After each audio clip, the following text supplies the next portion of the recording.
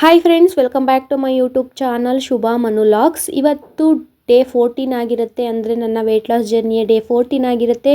ಹಾಗಾಗಿ ನಾನು ಬೆಳಿಗ್ಗೆ ಬೇಗನೆ ಎದ್ದು ಎಕ್ಸಸೈಜ್ನ ಮಾಡ್ಕೋತಾ ಇದ್ದೀನಿ. ಅಂದರೆ ಡೈಲಿ ಎಕ್ಸಸೈಜ್ ಮಾಡ್ಕೋತಾ ಇರ್ತೀನಿ, ಬಟ್ ಕೆಲವೊಂದು ದಿನ ಆ ವಿಡಿಯೋ ಮಾಡ್ಕೊಂಡಿರ್ತೀನಿ, ಇನ್ನು ಕೆಲವೊಂದು ದಿನ ಮಾಡ್ಕೊಂಡಿರಲ್ಲ. ಹಾಗಾಗಿ ಇವತ್ತು ಡೇ 14 ಆಗಿರೋದ್ರಿಂದ ನಂದು ವೆಯ್ಟ್ ಲಾಸ್ ಜರ್ನಿ ಸ್ಟಾರ್ಟ್ ಮಾಡಿ 2 ವೀಕ್ಸ್ ಆಗೋಗುತ್ತೆ. ಹಾಗಾಗಿ ನಾಳಿನ ವೀಡಿಯೋದಲ್ಲಿ ನಾನು ಎಷ್ಟು ವೆಯ್ಟ್ ರೆಡ್ಯೂಸ್ ಆಗಿದ್ದೀನಿ ಅಂತ ಹೇಳ್ತೀನಿ. ನಾನು 7 ಡೇಸ್ ಕಂಪ್ಲೀಟ್ ಆದಮೇಲೆ ಡೇ 8ಅಲ್ಲಿ ನಾನು ನನ್ನ ವೆಯ್ಟ್ನ ನಿಮಗೆ ತೋರಿಸಿದೆ, ಎಷ್ಟು ರೆಡ್ಯೂಸ್ ಆಗಿದೆ ನನ್ನ ವೆಯ್ಟ್ 1 ವೀಕಲ್ಲಿ ಅಂತ ಹೇಳ್ಬಿಟ್ಟು. ಹಾಗಾಗಿ ಇವತ್ತಿಗೆ 2 ವೀಕ್ ಕಂಪ್ಲೀಟ್ ಆಗುತ್ತೆ. ಇನ್ನು 2 ವೀಕಲ್ಲಿ ಇನ್ನೆಷ್ಟು ಕಮ್ಮಿ ಆಗಿದ್ದೀನಿ ಅಂದ್ಬಿಟ್ಟು, 2ನೇ ವಾರದಲ್ಲಿ ಎಷ್ಟು ಕಮ್ಮಿ ಆಗಿದ್ದೀನಿ ಅಂತ ಹೇಳ್ಬಿಟ್ಟು ನಾನು ನಾಳಿನ ವೀಡಿಯೋದಲ್ಲಿ ನಾನಿಲ್ಲಿ ನಿಮಗೆ ತೋರಿಸ್ತೀನಿ. ಎಕ್ಸಸೈಜು ಇಂಪಾರ್ಟೆಂಟ್ ಆಗುತ್ತೆ.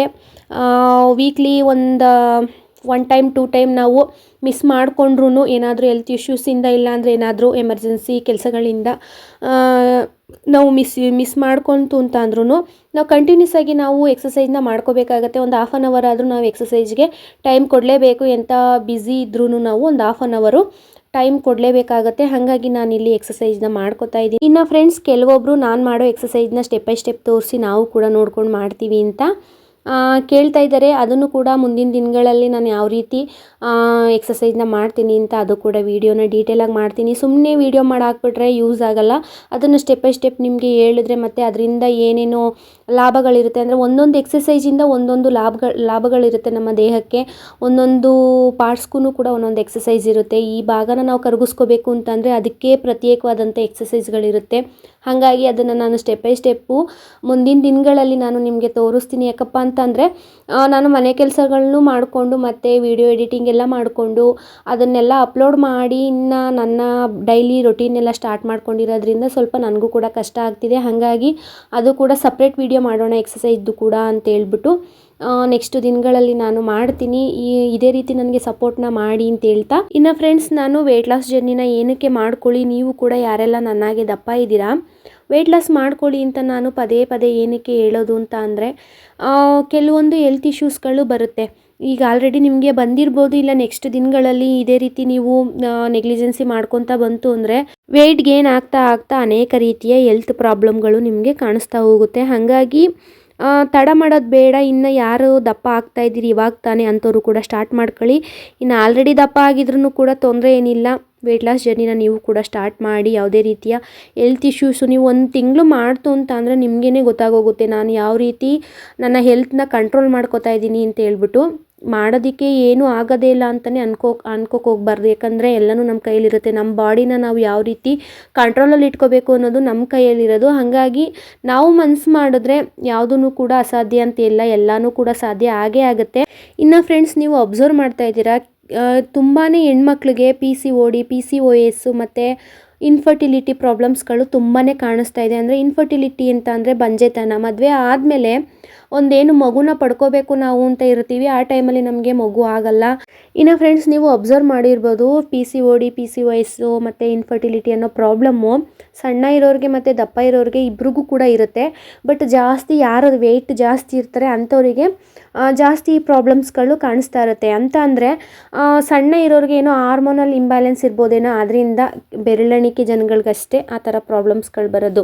ಇನ್ನು ನಾವ್ಯಾರು ವೆಯ್ಟ್ ಇರ್ತೀವಿ ಅಂಥವರಿಗೆ ಈ ಪ್ರಾಬ್ಲಮ್ಸ್ ಇದ್ದೇ ಇರುತ್ತೆ.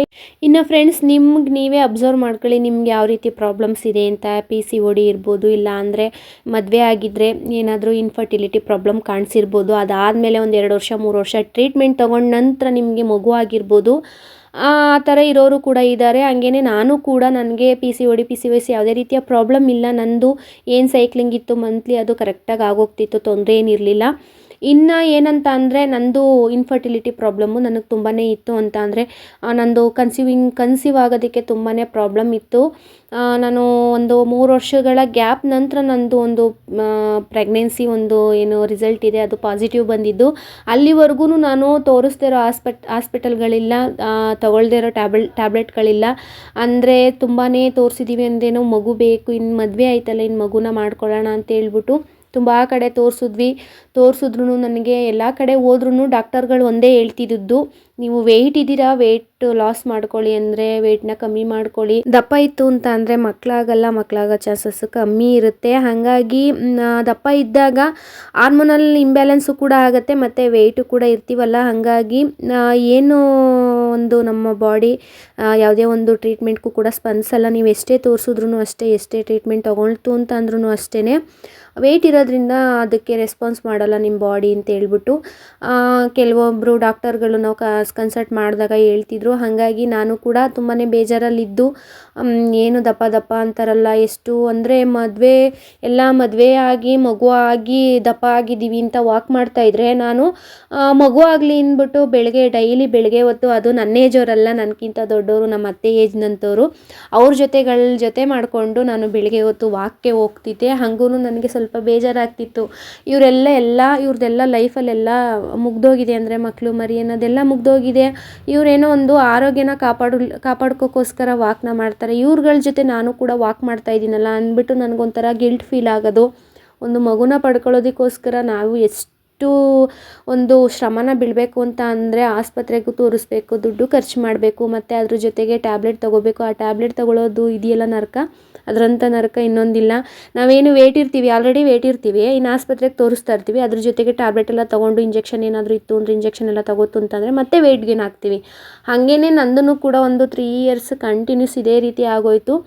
ಅದಾದಮೇಲೆ ಏನೋ ದೇವರು ಒಳ್ಳೇದು ಮಾಡಿ ಒಂದು ಕನ್ಸೀವ್ ಅನ್ನೋದು ಪಾಸಿಟಿವ್ ಬಂತು. ಹಾಗಾಗಿ ನಾನು ಹೆಂಗೆ ಒಂದು ಇನ್ಫರ್ಟಿಲಿಟಿ ಅನ್ನೋ ಪ್ರಾಬ್ಲಮ್ನ ಫೇಸ್ ಮಾಡ್ತಾ ಇದ್ದೀನಿ, ಹಾಗೇನೆ ಈಗ ಯಾರೆಲ್ಲ ಯೂಟ್ಯೂಬ್ನ ನೋಡಿ ವೆಯ್ಟ್ ಲಾಸ್ನ ಮಾಡ್ಕೋಬೇಕು, ವೆಯ್ಟ್ ಲಾಸ್ ಜರ್ನಿನ ನಾವು ಕೂಡ ಸ್ಟಾರ್ಟ್ ಮಾಡಿಕೊಂಡು ನಮ್ಮ ಆರೋಗ್ಯನ ನಾವು ಸರಿಪಡಿಸ್ಕೋಬೇಕು ಅಂತ ವೆಯ್ಟ್ ಲಾಸ್ ಮಾಡ್ಕೋತಾ ಇರ್ತಾರೆ, ಅವರು ಕೂಡ ಈ ಥರದ್ದು ಯಾವುದಾದ್ರೂ ಒಂದು ಪ್ರಾಬ್ಲಮ್ನ ಫೇಸ್ ಮಾಡ್ತಾ ಇರ್ತಾರೆ. ಹಾಗಾಗಿ ಫಸ್ಟಿಗೆ ನೀವು ಡಾಕ್ಟರ್ ಹತ್ರ ಹೋಗೋದ್ರ ಬದಲು, ಅಂದರೆ ಏನೇ ಒಂದು ಸಮಸ್ಯೆ ಇತ್ತು ಅಂತ ಅಂದರೆ ಡಾಕ್ಟರ್ ಹತ್ರ ಹೋಗೋದ್ರ ಬದಲು ನೀವೇನೇ ಕೂತು ಯೋಚನೆ ಮಾಡಿ, ಏನಕ್ಕೆ ನನಗೆ ಈ ಥರ ಆಗ್ತಿದೆ, ನನ್ನಲ್ಲಿ ಏನು ಪ್ರಾಬ್ಲಮ್ ಇದೆ, ನಾನೇ ಸರಿಪಡಿಸ್ಕೋಬೋದಾದಂಥ ಪ್ರಾಬ್ಲಮ್ ಆಯಿತು ಅಂತ ಅಂದರೆ ನೀವೇ ಸರಿಪಡಿಸ್ಕೋಬೋದು. ಇಲ್ಲ ನನ್ನ ಕೈಲಿ ಆಗಲ್ಲ, ಡಾಕ್ಟ್ರಿಂದನೇ ಇದು ಸರಿ ಹೋಗೋದು ಅಂತ ಹೇಳಿದ್ರೆ ಆಮೇಲೆ ನೀವು ಡಾಕ್ಟರ್ ಹತ್ರ ಹೋಗಿ ತೋರಿಸ್ಬೇಕು. ನೀವೇನೇ ಹೋಗಿ ಫಸ್ಟಿಗೆ ಡಾಕ್ಟ್ರ್ ಹೇಳೋದು, ನೀವು ವೇಟ್ ಇತ್ತು ಅಂತ ಅಂದರೆ ನೀವು ವೇಟ್ ಲಾಸ್ ಆಗಿ, ನೀವು ವೇಟ್ ಲಾಸ್ ಆಗಿ ಬಂದ್ರಮ್ಮ, ಹಂಗೂ ಕೂಡ ನಿಮಗೆ ಇದೇ ಥರ ಪ್ರಾಬ್ಲಮ್ ಇತ್ತು ಅಂತ ಅಂದರೆ ನಾನು ಅದನ್ನು ಟ್ರೀಟ್ಮೆಂಟ್ ಮುಖಾಂತರ ಏನೋ ಒಂದು ಟ್ಯಾಬ್ಲೆಟು ಮೆಡಿಷನ್ ಕೊಟ್ಟು ನಾನು ಅದನ್ನು ಸರಿಪಡಿಸ್ತೀನಿ ಅಂತ ಹೇಳ್ತಾ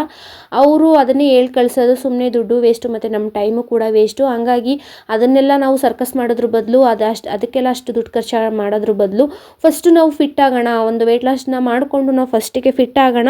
ಅದಾದಮೇಲೆ ನಾವು ಅದಾದಮೇಲೂ ಕೂಡ ನಮ್ಮ ಪ್ರಯತ್ನದಿಂದನೂ ಕೂಡ ನಮ್ಮದು ಏನೋ ಒಂದು ಒಳ್ಳೆ ರಿಸಲ್ಟ್ ಬರಲಿಲ್ಲ ಅಂತ ಅಂದಾಗ ನಾವು ಅದ್ರ ಬಗ್ಗೆ ಒಂದು ಡಾಕ್ಟರ್ಗೆ ಕನ್ಸಲ್ಟ್ ಮಾಡಿ ನಮ್ಮ ಸಮಸ್ಯೆನ ನಾವು ಸಾಲ್ವ್ ಮಾಡ್ಕೊಳ್ಳೋಣ ಅಂತ ಹೇಳ್ತಾ, ಕೆಲವೊಬ್ಬರಿಗೆ ಉಪಯೋಗ ಆಗುತ್ತೆ ಈ ವಿಚಾರ ನಾನು ಹೇಳಿದ್ದು, ಕೆಲವೊಬ್ಬರು ಇದನ್ನೆಲ್ಲ ಫೇಸ್ ಮಾಡಿದ್ದಾರೆ ಅಂತ ಅಂದ್ಕೊಂಡಿದ್ದೀನಿ. ಫ್ರೆಂಡ್ಸ್, ನಾವೇನು ಇವಾಗ ಡಯೆಟ್ನ ಸ್ಟಾರ್ಟ್ ಮಾಡಿಕೊಂಡು ಅದಕ್ಕೆ ತಕ್ಕಂತೆ ಡೆಟಾಕ್ಸ್ ವಾಟರು ಮತ್ತು ಕೆಲವೊಂದು ವಾಟರ್ಗಳನ್ನೆಲ್ಲ ಕುದಿಸ್ಕೊಂಡು ನೆನೆಸಿಟ್ಕೊಂಡೆಲ್ಲ ಕುಡಿತಾ ಇದ್ದೀವಿ, ಅದೆಲ್ಲನೂ ಕೂಡ ನಮ್ಮ PCOD, PCOS ಮತ್ತು ಇನ್ಫರ್ಟಿಲಿಟಿ ಪ್ರಾಬ್ಲಮ್ಗೆಲ್ಲನೂ ಉಪಯೋಗ ಆಗೋಂಥ ಮನೆಮದ್ದೇನೆ ಆಗಿರುತ್ತೆ. ಹಾಗಾಗಿ ಅದೆಲ್ಲ ಕ್ರಮೇಣವಾಗಿ ನಮ್ಮ ದೇಹದಲ್ಲಿರ್ತಕ್ಕಂಥ ಹಾರ್ಮೋನಲ್ ಇಂಬ್ಯಾಲೆನ್ಸ್ ಎಲ್ಲನೂ ಕೂಡ ಕಡಿಮೆ ಮಾಡ್ತಾ ನಮ್ಮನ್ನು ಗುಣಪಡಿಸ್ತಾ ಬರುತ್ತೆ. ಹಾಗಾಗಿ ವೆಯ್ಟ್ ಲಾಸ್ ಆಗೋಣ. ಅದಾದಮೇಲೂ ಕೂಡ ನಮ್ಗೆ ಯಾವುದೇ ರೀತಿಯ ರಿಸಲ್ಟ್ ಸಿಗಲಿಲ್ಲ ಅಂತ ಅಂದರೆ ನಾವು ಮತ್ತೆ ಡಾಕ್ಟ್ರಿಗೆ ತೋರಿಸೋಣ.